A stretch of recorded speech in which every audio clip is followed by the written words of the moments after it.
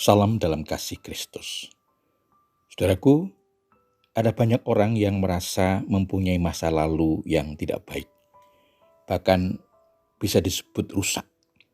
Mungkin pada masa kecil yang lingkungannya atau pendidikannya tidak baik, sehingga pertumbuhannya tidak baik. Atau karena peristiwa-peristiwa yang terjadi seolah menjadi penghalang untuk keberhasilan di masa depannya. Atau sesuatu yang terjadi di masa lalu yang memalukan sehingga terbawa selama hidupnya. Rasanya ingin menghapus kenangan masa lalu yang tidak baik, bahkan rusak. Tetapi bagaimana caranya? Mungkinkah merubah masa lalu yang buruk, rusak menjadi baik, bahkan mulia? Mari kita temukan jawabannya melalui renungan ajaran hidup kali ini. Sebelumnya mari kita mohon berkat Tuhan dengan berdoa.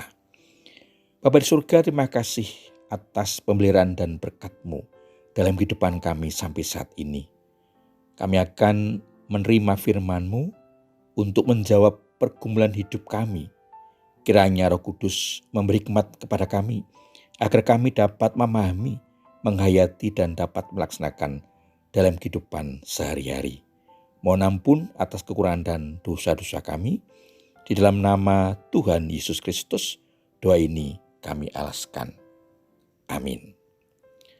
Saudara-saudara yang dikasihi Tuhan Yesus Kristus, firman Tuhan yang akan kita dengar dan renungkan bersama diambil dari kitab Yeremia pasal 18 ayat 2 sampai dengan 6 yang tertulis demikian.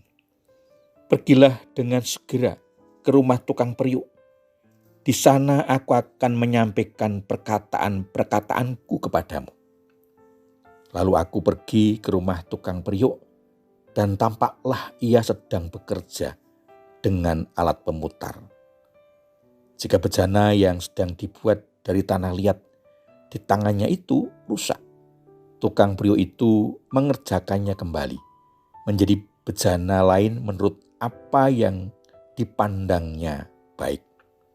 Kemudian datanglah firman Tuhan kepadaku, bunyinya, apakah aku tidak dapat bertindak terhadap kamu seperti tukang periuk ini, hai kaum Israel? Demikianlah firman Tuhan. Sungguh seperti tanah liat di tangan tukang periuk, demikianlah kamu di tanganku, hai kaum Israel. Demikian firman Tuhan. Saudaraku, bagian firman Tuhan ini diberi tema Tuhan bisa merubah yang buruk menjadi mulia. Saudaraku, Yeremia diperintahkan Tuhan pergi ke rumah tukang periuk, menyaksikan pembuatan sebuah periuk dari tanah liat. Ketika periuk yang dibuat tidak sesuai dengan maksud tukangnya, dibongkar, dibuat lagi sesuai dengan apa yang direncanakannya. Ia secara khusus memperhatikan karena mungkin telah lebih dari sekali kegagalan membuat periuk. Kerusakan itu terjadi mungkin akibat kesombongan atau kekakuan tukang periuk atau noda dari tanah liat itu sendiri. Perumpamaan ini mengandung beberapa prinsip penting untuk pekerjaan Allah dalam kehidupan orang percaya, khususnya umat pilihan Allah Israel. Yang pertama, Allah bebas untuk mengubah rencana-rencananya bagi kehidupan orang percaya. Ketika Allah merencanakan kebaikan dan berkat bagi umat yang dibentuknya, tetapi memberontak kepadanya, maka ia dapat membentuk menjadi periuk untuk dibinasakan. Tetapi kalau menyadari kesalahannya dan bertobat, maka Allah akan membentuk untuk menjadi perabot kehormatan yang mulia dan diberkati.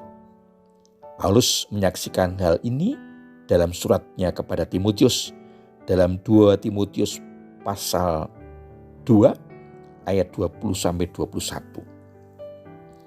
Dalam rumah yang besar bukan hanya terdapat perabot dari emas dan perak, melainkan juga kayu dan tanah. Yang pertama dipakai untuk maksud yang mulia, dan yang terakhir untuk maksud yang kurang mulia. Jika seorang menyucikan dirinya dari hal-hal yang jahat, ia akan menjadi perabot rumah untuk maksud yang mulia. Ia dikuduskan, dipandang layak untuk dipakai tuannya, dan disediakan untuk setiap pekerjaan yang mulia.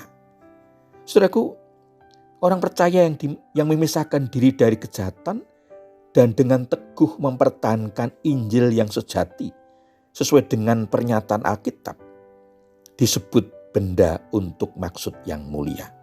Sedangkan orang percaya yang berpaling dari kebenaran dan bertentangan dengan ajaran Alkitab disebut benda untuk maksud yang tidak mulia. Yang kedua, penyerahan diri kepada Allah selaku yang membentuk baik watak maupun pelayanan kepada Allah, yang menentukan apa yang akan dilakukan kepada orang percaya.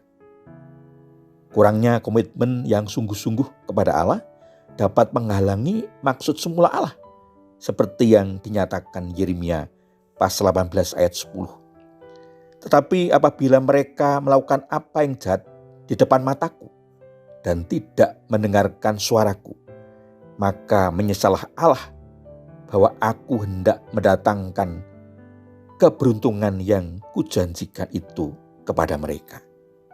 Saudaraku, Allah bebas untuk mengubah keputusannya yang sudah diumumkan dan mengatur tindakan-tindakannya terhadap siapa saja sesuai dengan tanggapan setiap orang terhadap tawaran pengampunan atau ancaman hukuman darinya. Hal-hal tidak ditentukan sebelumnya dan bukannya tidak dapat diubah.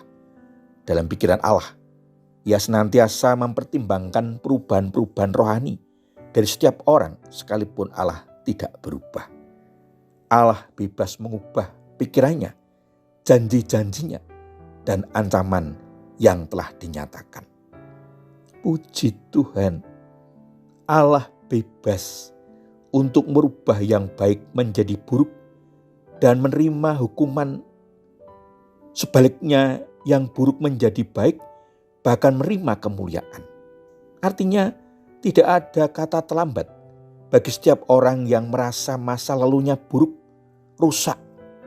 Tuhan Allah berkuasa untuk merubah seperti periuk yang rusak menjadi perabot tuannya untuk maksud yang mulia. Bagaimana caranya atau apa yang harus kita lakukan agar Allah merubah yang buruk menjadi baik, dijanjikan berkat dan menerima kemuliaan dari Allah? Yang pertama, ketika kita menyadari sebagai orang salah, memberontak kepada Allah, menjadi orang yang buruk, sudah rusak hidup dan masa depan kita. Karena masa lalu yang buruk, jangan putus asa, apalagi tenggelam hidup dalam keburukan, kegelapan. Kesadaran itu mendorong kita untuk bangkit, keluar dari lembah hitam, untuk datang kepada Allah, membawa penyesalan dan menyatakan pertobatan, bersedia dan bertekad untuk hidup dalam pembaruan, selanjutnya menjalani hidup seturut dengan kehendak Allah.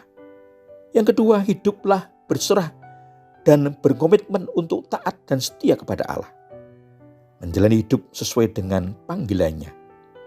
Allah akan membentuk dan mengarahkan hidup kita sesuai dengan rencana dan kehendak-Nya.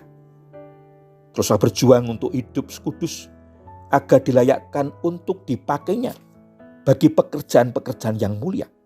Sebab ketika Allah berkenan atas hidup kita, Dia bisa merubah rencananya untuk menghukum menjadi mengampuni, untuk membinasakan menjadi membebaskan, dan mengangkat untuk dimuliakan. Tuhan Yesus memberkati.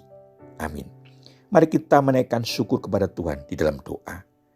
Bapa di surga, terima kasih firman-Mu menolong kami, mempunyai pengharapan dalam hidup kami, untuk menerima kemurahan-Mu, anugerah pengampunan dan pemulihan hidup kami, sehingga kami Engkau layakkan untuk menjadi alat-Mu bagi hormat dan kemuliaan nama-Mu.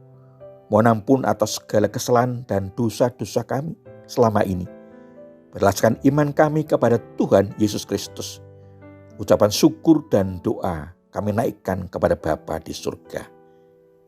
Amin.